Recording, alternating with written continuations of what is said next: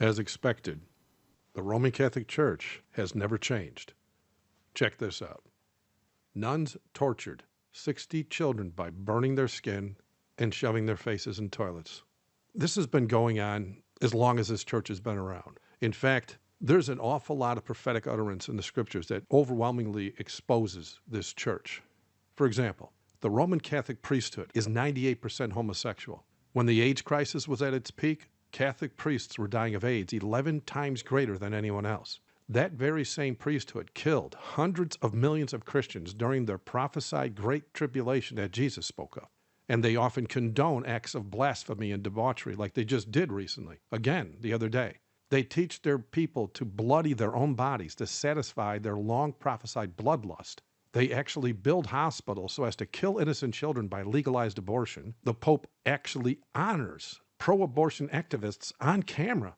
They molest the children of the families that attend their churches on a regular basis to this day. And when they get a little bit too violent with their child victims, they bury them in mass graves on church grounds all over the world. And again, just the other day, another convent was found to have buried 800 children, from infants to toddlers. They worship Satan inside the Vatican walls. They even erect buildings in honor of Satan himself. They join hands with Islam to kill more Christians who actually salute the popes on camera. And they promote and puffed up Nazi killers like Roman Catholic Emperor Adolf Hitler, who killed anyone who was Jewish, black, or a real Christian. And now they are once again caught red-handed, torturing little children to satisfy their demon-inspired hatred of the innocent life that has been placed in their care. And keep in mind, there is a method to their madness.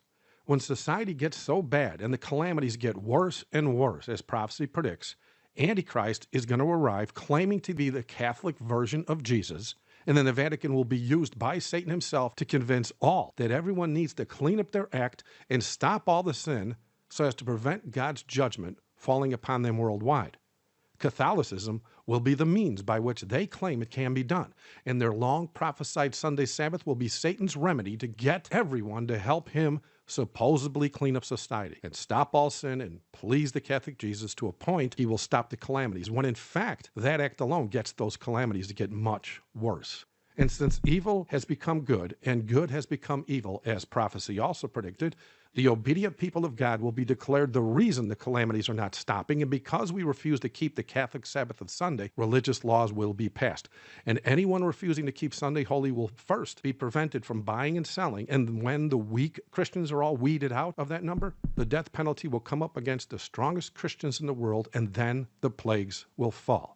And so I implore all obedient Christians to please warn those trapped in the harlot church, and warn all the government 501c3 churches that have built their image onto that same beast in the Roman Catholic Church. Share with them the videos, the doc files, the prophetic facts, the tracts that proves the man of sin has been revealed, just like prophecy said he would be, and that man of sin always has been and always will be the popes of the Roman Catholic Church.